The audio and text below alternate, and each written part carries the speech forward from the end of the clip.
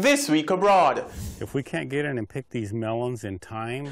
President Trump's immigration policy hits U.S. agriculture hard. And wildfires and water rationing as drought takes a toll in Europe. Welcome to This Week Abroad. I'm Andrew Laidley. Let's start with some of the major business news stories from across the region. Fierce protests continue in Barbados as trade unions and the private sector call for a meeting with Prime Minister Frondell Stewart to discuss new tax measures. The Prime Minister agreed to the meeting with the social partners, but he did not say exactly when it will happen. However, he says when it actually does take place, it will be public. The meeting requested, I promised it. It is going to take place. But as I said, it's going to take place in full glare of the public. I will communicate, as I said in my reply to the head of the Private Sector Association, I will communicate to him and the other social partners when that meeting is going to take place. But I know this, it is not going to take place in secret. It is going to take place in full glare of the public so that Barbadians can see where it is we are going. In the meantime, opposition MP Kerry Simmons has disagreed with the Prime Minister's plan to make the discussions public. Would you expect that these negotiations, sensitive and serious as they are, involving mature give and take, which will inevitably have flare-ups because he has provoked the private sector and the union, why would you want to do that on television? And what kind of precedent could that be setting? That from now on, every time that there is an engagement between union and some other entity, you're going to call in the television to watch it happen? Could a cut to sugar subsidies in Belize be on the horizon? A cloud of uncertainty hovers over the sugar industry in the country amid speculation that the government is being pressured by international financial institutions to reduce fuel subsidies for sugar. Every single country subsidizes their farmers in some way or the other, some kind of subsidy. Mexico, or next door neighbor, the U.S., heavy subsidizer of farmers. Europeans, they subsidize their farmers, especially when it comes to sensitive commodities like sugar or the sugar industry. So I think it is untrue that the government is coming under pressure from IFIs. And if they are coming under pressure from IFIs, so what? The Prime Minister has stood up to IMF several occasions and said you can go fly a kite, right? So it's very unfortunate for the CEO or the government to want to attempt to stop the subsidies into cane farmers, especially at a point in time when the price of sugarcane is going to be reduced. Meanwhile, Prime Minister Dean Barrow dismissed the assertions, saying while others may be pressured, he is not. The Belizean Prime Minister said he has no intention to remove fuel subsidies for sugar. It's the first time hearing about that. It wouldn't surprise me because, of course, the IFIs are always concerned about subsidies in quotation marks.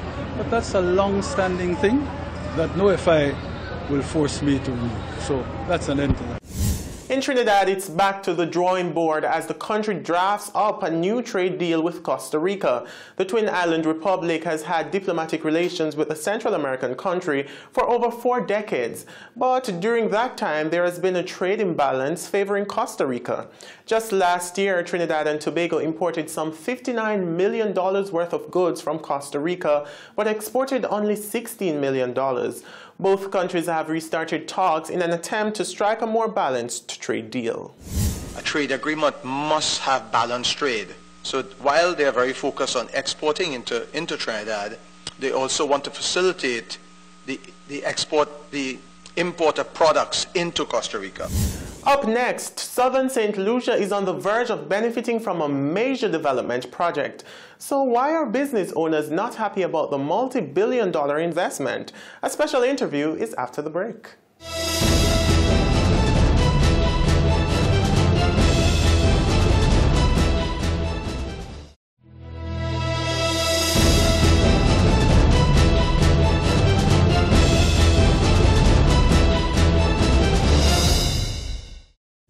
Welcome back to This Week Abroad.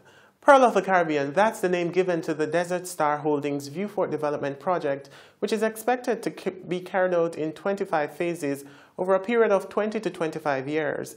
However, the only part of the project that is nearing approval is the horse racetrack, which is still pending an environmental impact assessment. Although the project could mean massive economic boost for the Viewfort area, many citizens and business owners are opposing it. This week abroad, we speak with former government senator and business owner in Viewfort, Deborah Tobier, to find out why. Ms. Tobier, thank you so much for speaking with me here on This Week Abroad. You're welcome, Andrew. It's the first big investment in southern St. Lucia in a long time. Why isn't everyone happy about it? Well, if I can give you a little background to it, I was a government senator with the St. Lucia Labour Party in the last administration. And actually, I was privy to some of the discussions with the government of St. Lucia then, and this particular investor, Teo Aking. And the DSH deal, I was actually asked to come to a meeting at the office of the Prime Minister in the conference room, where several other stakeholders were invited. There were a couple of individuals from Viewfort. There was actually a representation from the various agencies. So you had Ministry of Physical Planning, you had the National Trust was represented, myself as a business person, there was a gentleman, Dr. Anderson Reynolds, who was very active in our southern community, etc. And the presentation was more from the perspective of the investor. It was, renderings as well as a full video of the proposed development. And I have to be honest, Andrew, I mean, I am a business person, so initially I was pretty enthused about it. As a matter of fact, I spoke to the then Prime Minister, Honorable Dr. Kennedy Anthony, shortly thereafter, maybe a day or two. I gave him a call and I said, Dr. Anthony, this investment is impressive. It's transformative. Is it really a viable investment?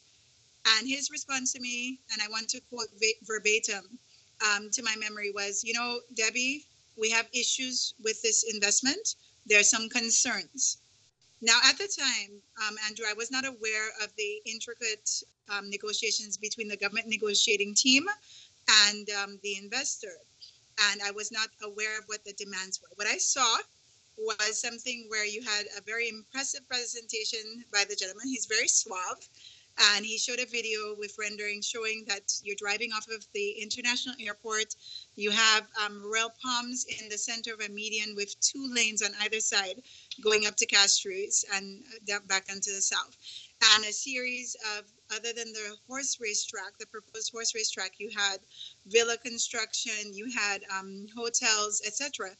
And initially, Andrew, it was really dealing with less land. It was more concentrated north of the airport and to the east, which would encompass some areas that are national lands, which is sort of like a mangrove area. So I remember one of the concerns were voiced by the National Trust was the impact on the mangroves and the ecosystem, right?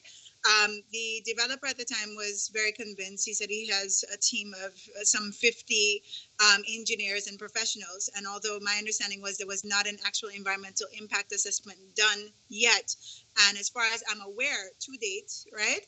But he had said that they looked at wave patterns. They looked at, anybody who is aware of that area or familiar with it, they would know that it's a very shallow area. So what about the employment opportunities this investment will bring?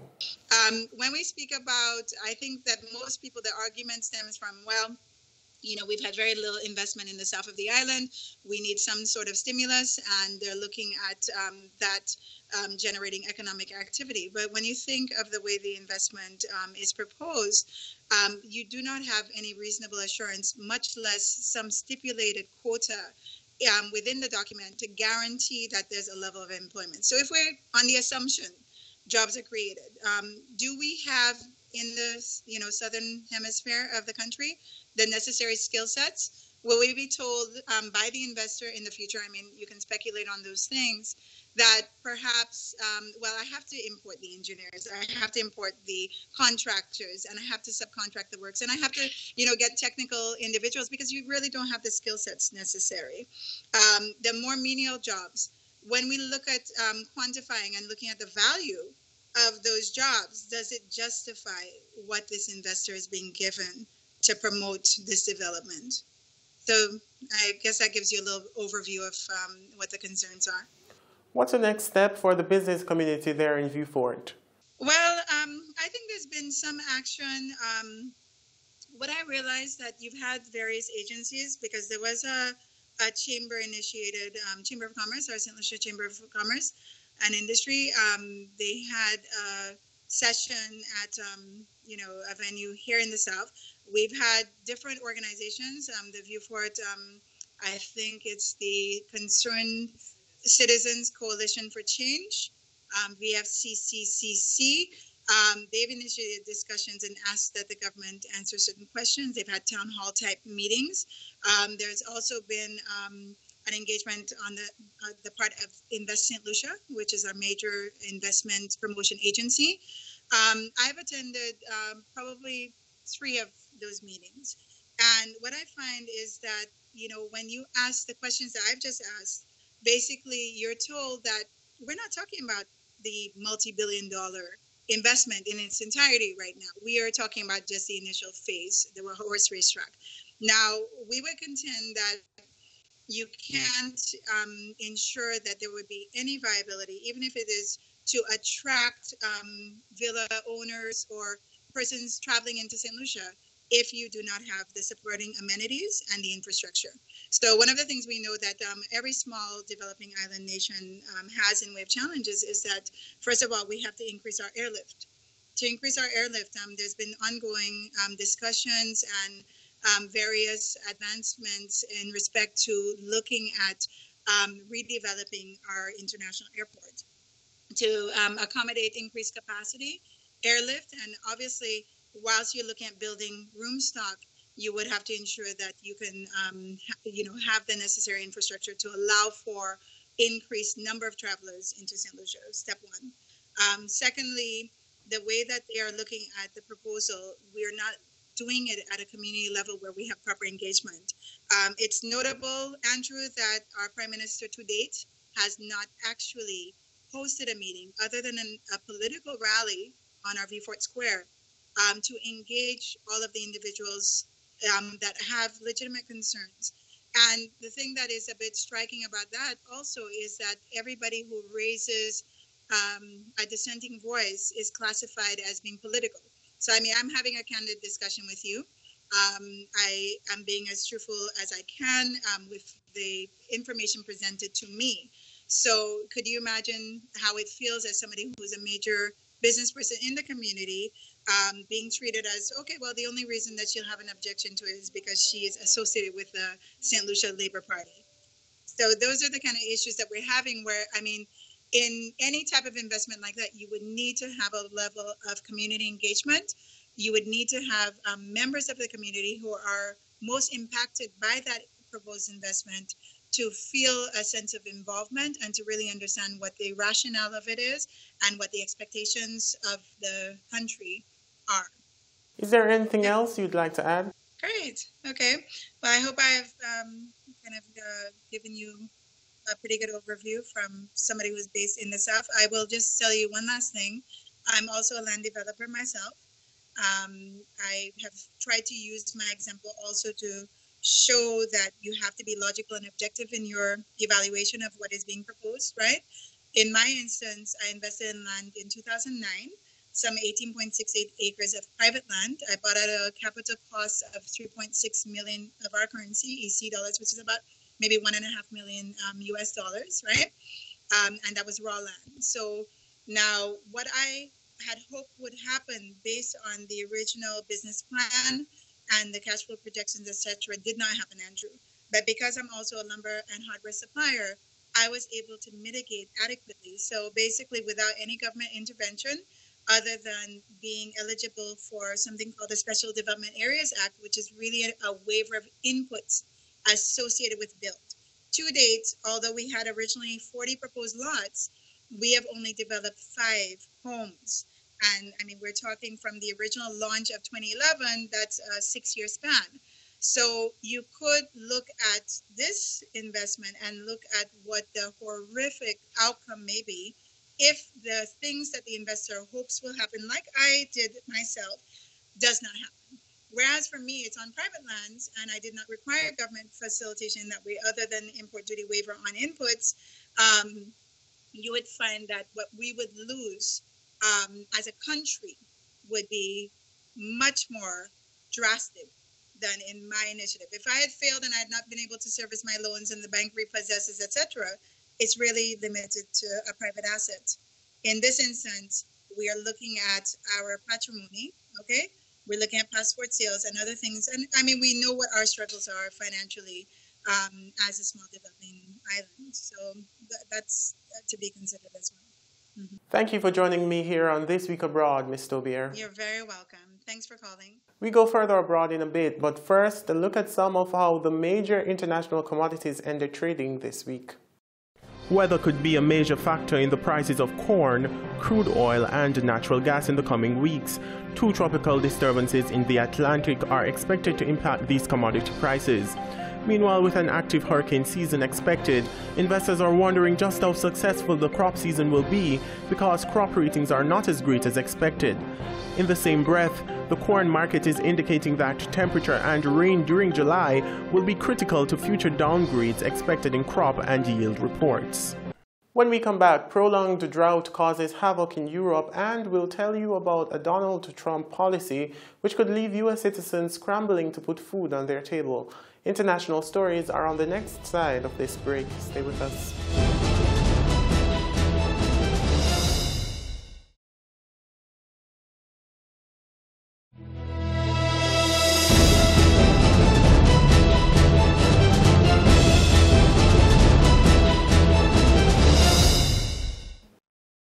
Welcome back to This Week Abroad. People living in Italy's capital, Rome, may start having their water supply rationed to deal with a prolonged drought that has hit much of the country. There could be staggered supply shutdowns in different Rome neighborhoods for 8 hours a day, starting from this weekend. Al Jazeera's Nadim Baba reports from Rome. It may look idyllic, but these scenes are a sign that all's not right at this spot north of Rome. Lake Bracciano provides some of the capital's water supply. But after a prolonged drought, levels are now so low that the region's set to impose a ban on pumping water from here. It says there could be staggered supply shutdowns in different Rome neighbourhoods for 8 hours a day starting from this weekend. Italy's health minister is warning that could have an impact on public health services as well as on places like restaurants. For us who work in hospitality, the situation is very serious because water is essential to wash the dishes and cutlery, to keep the restaurant clean. Should this happen, I'm not sure what would happen to us. Local authorities and the utility firm which runs Rome's water system will decide on Friday whether to start rationing. It's a prospect that's making many people angry.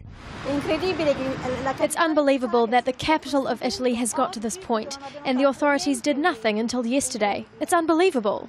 The water firm Acea says 2 years of lower than average rainfall mean Lake Bracciano is 1.60 meters below its normal level. And the ongoing heatwave is making matters worse. The dry spells deprived Italy of 20 billion cubic meters of water so far this year. But not everyone believes the official explanation. It's not true that the low water level in the lake is due to the drought.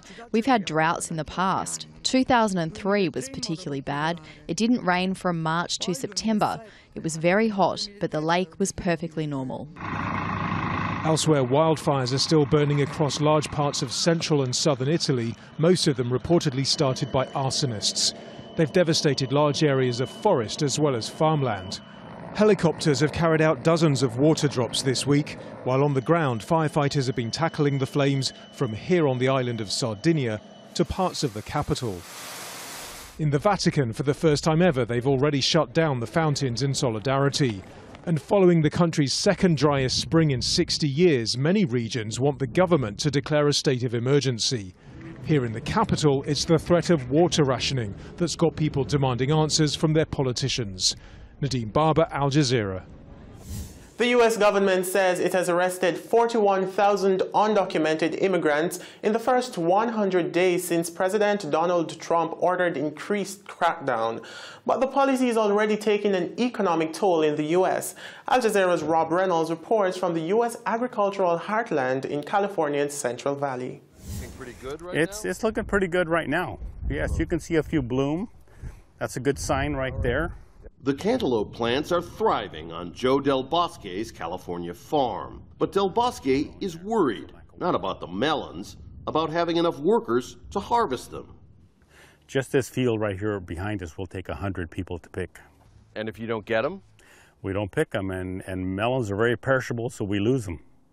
They'll just rot in the fields. Yes, they will. With President Donald Trump vowing to step up deportations of undocumented immigrants, field workers aren't showing up in the same numbers as before, with potentially disastrous consequences for farmers. If we can't get in and pick these melons in time, in the heat of the summer, we could lose tens of thousands of dollars per day.